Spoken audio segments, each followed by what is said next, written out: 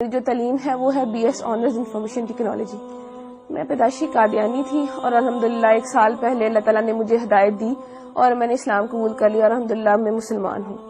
ہمارے خاندان میں جو قادیانیت ہے وہ میرے دادا جو ہیں ان کی وجہ سے آئی.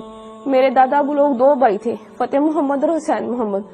وہ ہندوستان کے ضلع امرتسر کے رہنے والے تھے. وہاں سے وہ لوگ ہجرت کر کے پاکستان آئے اور پاکستان آنے کے بعد انہوں نے فیصل آباد کا جو علاقہ ہے چھوٹا لٹھیا والا، یہاں پہ رہائش اختیار کر لی اور یہاں پہ انہوں نے قادیانیت قبول کی اور اس کے بعد قادیانیت کی جو تبلیغ تھی اس کو کرنا شروع کر دیا. تو میرے والد کی جو شادی ہے وہ 61 چک بیدیاں والا میں ہوئی اور جو میری والدہ تھی وہ بھی پیدائشی قادیانی تھی اور وہ بھی اپنے اس گاؤں میں یعنی کہ 61 چک میں وہ بھی قادیانیت کی جو تبلیغ تھی وہ کیا کرتی تھی. شادی کے بعد بھی انہوں نے ایسا ہی کیا کہ قادیانیت کی تبلیغ کرنا شروع کر دی اور ایسی پرورش جو ہے انہوں نے میری بہنوں کی کی. تو جیسی پرورش انہوں نے میری بہنوں کی کہ قادیانیت کی تبلیغ کو عام کرنا اور قادیانیت کے لیے مختلف علاقوں کے دورے کرنا، ویسی انہوں نے تربیت جو تھی وہ میری بھی کی. تو میرے والد صاحب جو ہیں ان کے پاس جو قادیانیوں کی جماعت کا جو ایک چندہ لینے کا عہدہ ہوتا ہے، چندہ تحریک جدید، اس کا جو چندہ تھا وہ لیتے ہوتے تھے، اس کے سیکٹری تھے. یعنی تحریک جدید کا چندہ اکٹھا کرنے کے سیکٹری تھے. اور میرے جو تایا ابو تھے وہ جو وقف جدید جو تھے چندہ اس کو اکٹھا کرتے تھے، یعنی کہ سیکٹری وقف جدید تھے. اور میرے تایا ابو کا بیٹا جو وہ ہے سیکٹری ضیافت، یعنی کہ اس کا کام یہ ہے کہ مختلف علاقہ جات سے جتنے بھی مربیان آتے، مہمان آتے، ان کی رہائش کا بندوبست کرنا، ان کے کھانے کا بندوبست کرنا، یہ سارا کام جو تھا یہ ہمارے گھرانے میں ہوا کرتا تھا. اور اس کے علاوہ جو میری بہن تھی وہ بھی سیکٹری مال تھی. ایک میری بہن سیکٹری ناصرات بھی رہی، ایک میری بہن سیکٹری تعلیم بھی رہی اور ایک وقت میں میرے پاس بھی سیکٹری تعلیم تربیت کا عہدہ تھا. اس کے بعد پڑھائی کی وجہ سے وہ میں نے عہدہ چھوڑ دیا اور میں نے ان کے اسکول میں پڑھانا شروع کر دیا. اور میں نے ان کے اسکول میں تقریباً 2 سال جو ہے ملازمت کی. فیصل آباد میں ان کی بہترین ڈبیٹر تھی. فیصل آباد کی طرف سے سلیکٹیولی یعنی کہ پورے فیصل آباد کو ریپرزینٹ کرنے کے لیے میں ایک دفعہ چناب نگر گئی تقریری مقابلے میں. وہاں وہ جو مقابلہ تھا اس میں میری دوسری پوزیشن آئی. اور اس مقابلے کے بعد ان کے یہاں ایسا ہوتا ہے کہ مقابلے کے بعد جو ہے سوال و جواب کا پروگرام رکھا جاتا ہے. اس سوال و جواب کے پروگرام میں نے ان کا جو خلیفہ ہے، موجودہ خلیفہ مرزا مسرور، اس کی بہن جو تھی اس سے میں نے سوال کیا کہ مرزا قادیانی جو ہے اس نے اپنی کتاب میں لکھا ہے کہ میں نے خواب میں دیکھا کہ قرآن کریم میں قادیان کا نام استعمال ہوا ہے، یعنی قرآن کریم میں قادیان کا لفظ آیا ہے. تو میرا آپ سے یہ سوال ہے کہ مجھے دکھایا جائے کہ قرآن کریم میں کہاں قادیان کا لفظ استعمال ہوا ہے. تو یہ میرا جو سوال تھا وہ پرچی پہ لکھ کے میں نے اس کو بھیجا. تو جب اس سوال کی باری آئی تو اس نے جب سوال کھولا تو اس کے پاس سوال کا جواب نہ تھا اور وہ پوچھنے لگے کہ کس نے یہ سوال جو ہے کیا ہے. اس کے بعد ایک اور لڑکی نے سوال کیا تو مرزا مسرور کی بہن کے پاس اس کا بھی جواب کوئی نہ تھا. تو ان کی ہٹ درمی دیکھ لیں کہ بجائے یہ ماننے کے کہ اس لڑکی کو یا مجھے یہ کہہ دیتی کہ میرے پاس اس سوال کا جواب نہیں ہے، میں بعد میں آپ کو کنسلٹ کر کے پڑھ کے ریڈ کر کے میں آپ کو اس کا جواب دے دوں گی، کہنے لگی، آگے سے لڑنا شروع ہو گئی. ایک ان کی قادیانیوں کی اتنی بہت بڑی مبلغہ بن کے آگے سے لڑنا شروع ہو گئی کہ اگر تمہیں زیادہ پتا ہے تو تم میری کرسی پہ آ جاؤ، تم آ کے لوگوں کو سمجھانا شروع کر دو، ایسے ہے ویسے ہے.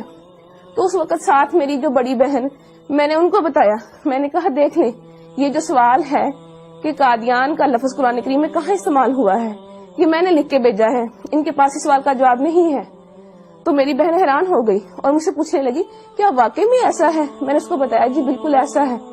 اس کے بعد میں نے اس کو اور بھی سوال پوچھے، اپنی بہن سے پوچھے. میں نے کہا جب میں یونیورسٹی میں پڑھتی ہوں تو لڑکیاں مجھ سے سوال کرتی ہیں، ان میں سے کچھ سوال میں نے ان کو بتایا. میں نے ان کو کہا میرا غلام احمد قادیانی اس نے اپنی کتاب میں لکھا ہے ہم مکہ میں مریں گے یا مدینہ میں، اور حالانکہ مرزا صاحب کی جو وفات ہے وہ تو لاہور میں ہوئی تھی اور ان کو دفنایا قادیان میں گیا. تو میری بہن کہنے لگی کیا واقعی لکھا ہوا؟ میں نے کہا ہاں لکھا ہوا. میں نے کہا پھر جو ہے انہوں نے اپنا ایک کشف جو ہے اس میں لکھا ہوا ہے کہ میں نے خواب میں دیکھا کہ میں خود خدا ہوں اور میں نے یقین کر لیا میں وہی ہوں. تو کہنے لگی کیا واقعی مرزا صاحب نے اپنی کتاب میں ایسا لکھا ہے؟ تو میں نے اس کو بتایا، میں نے کہا ہاں فلاں فلاں کتاب میں فلاں فلاں جگہ پہ لکھا ہوا ہے. تو وہ بڑی پریشان ہوئی. پھر اس کے بعد جب میں واپس گاؤں آئی, میں نے اپنے گھر والوں سے آ کے بھی اس کا تذکرہ کیا. رات کو بیٹھے ہوئے تھے, میرے والد صاحب بھی بیٹھے تھے, میں نے اپنے والد صاحب سے بھی تذکرہ کیا. میں نے کہا ابو ایسے ایسے, وہاں پہ جو بھی ہوا میں نے ان کو بتایا. تو میرے ابو پوچھنے لگے کیا واقعی لکھا ہوا ہے. اس کے علاوہ پھر میں نے ان کو اور بھی حوالہ جات دیے, جیسے کہ مرزا صاحب نے مسلمانوں کو گالیاں دی ہیں, یا مرزا صاحب نے یہ کہا ہے کہ اللہ تعالیٰ نے میرے گھر پیدا ہونا ہے. تو یہ باتیں ساری سن کے میرے ابو بہت پریشان ہو گئے. اس کے بعد جو تھا میری امی نے وہ ہمیں اس ٹاپک پہ بات کرنے سے منع کر دیا. میرے اسلام قبول کرنے کی وجہ کچھ یوں بنی کہ میں نے تعلیم مکمل کرنے کے بعد ایک اسکول میں جو ہے بطور ٹیچر انٹرویو دیا اور وہاں میری سلیکشن ہو گئی. ایک دن ہم بریک کے وقت بیٹھے ہوئے تھے تو اچانک مذہبی گفتگو جو تھی وہ شروع ہو گئی. تو ہمارے اسکول کے جو پرنسپل صاحب تھے انہوں نے قادیانیت کے موضوع پہ بات کرنا شروع کر دی. تو چونکہ میں قادیانی تھی تو میں نے بھی اس میں حصہ لینا شروع کر دیا. میں نے بھی ان کو بتایا کہ قادیانیت کے میں فضائل و مراقب جو تھے وہ انہیں بتانا شروع کر دیے, کیا قادیانیت ایسے ہے ویسے ہے, یعنی کہ قادیانیت کی ایک بڑی اچھی تصویر میں نے ان کو بتانا شروع کر دی. لیکن وہ جو تھے پرنسپل صاحب, ان کو پتا تھا کہ قادیانیت کیسا کفر ہے, کیسی غلاظت ہے, کیسی گندگی ہے. تو انہوں نے قادیانیت کی جو عقائد تھے وہ بتانے شروع کر دیے کہ قادیانی جو ہے تو نعوذ باللہ مرزا قادیانی خود کو خدا کہتا ہے, خود کو محمد رسول اللہ صلی اللہ علیہ وسلم کہتا ہے, توبہ نعوذ باللہ کلمہ کی توہین کرتا ہے اور مسلمانوں کو گالیاں دیتا ہے, اہل بیت اطہار کی شان میں گستاخی کرتا ہے, صحابہ کی شان میں گستاخی کرتا ہے.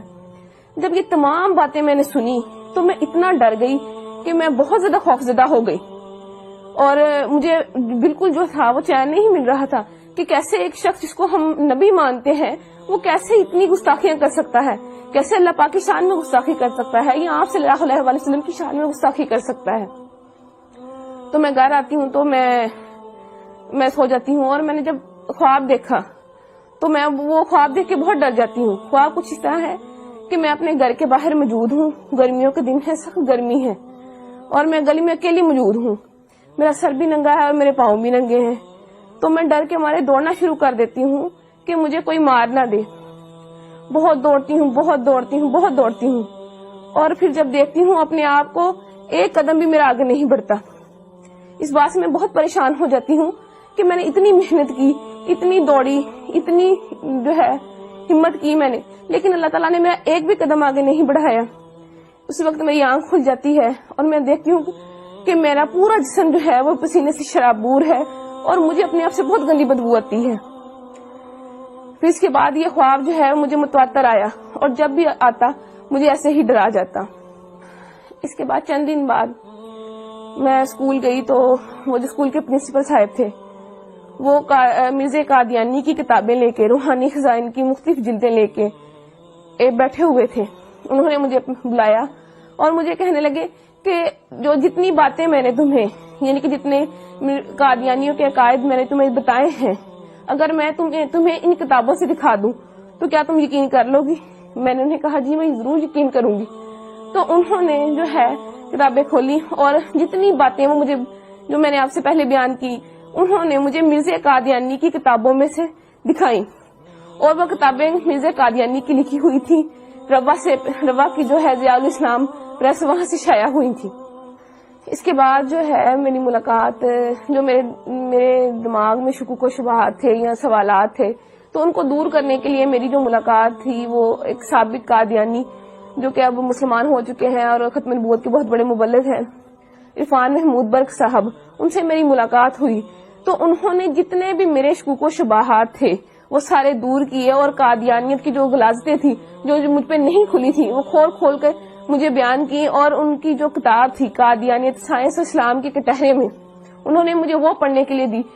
تو اس کو پڑھ کے جتنے بھی میرے دماغ میں سوالات تھے وہ سارے کے سارے وہ ختم ہو گئے. تو اس کے بعد پھر میں نے مرزا قادیانی پہ اور قادیانیت پہ کروڑوں لعنتیں بھیجنے کے بعد آپ صلی اللہ علیہ وسلم کی غلامی میں آ گئی اور کلمہ طیبہ پڑھ کے اسلام قبول کر لیا. اس کے بعد جب میں گھر گئی میں نے اللہ تعالیٰ سے جا کے دعا کی کہ اللہ تعالیٰ مجھے کوئی رستہ بتا, کہ مجھے کوئی ایسا نشان دکھا کہ مجھے پتہ چل سکے کہ میں نے آج جو کیا میں سچ پہ ہوں, میں حق پہ ہوں. تو میں جو ہے میں سو گئی تو میں نے وہی خواب جو میں پہلے دیکھتی تھی اور میں ڈر جاتی تھی، وہی خواب مجھے دوبارہ آیا کہ میں اپنے گھر کے باہر موجود ہوں، گرمیوں کے دن ہے، سخت گرمی ہے، اور میں ڈر کے مارے بھاگنا شروع کر دیتی. لیکن اس دفعہ معاملہ جو تھا وہ الٹ ہو گیا کہ جب میں ڈر کے مارے میں بھاگنا شروع ہوئی تو بھاگتے بھاگتے ایک میں پکی سڑک پہ پہنچ گئی تو میرا سر جو پہلے ننگا ہوتا تھا اس پہ ایک سفید چادر آ گئی خود بخود، اور میں نے دیکھا کہ میرے سامنے ایک شخص احرام باندھے کھڑا ہے. جب میں نے اپنی نظریں اوپر اٹھائی تو میں نے سبز گنبد اور مینار کو پایا. تو اس کے بعد میری آنکھ کھل جاتی ہے اور مجھے اپنے آپ سے جو جہاں پہلے پسینے کی بدبو آتی تھی، اب مجھے اپنے آپ سے اتنی اچھی خوشبو آنے لگی.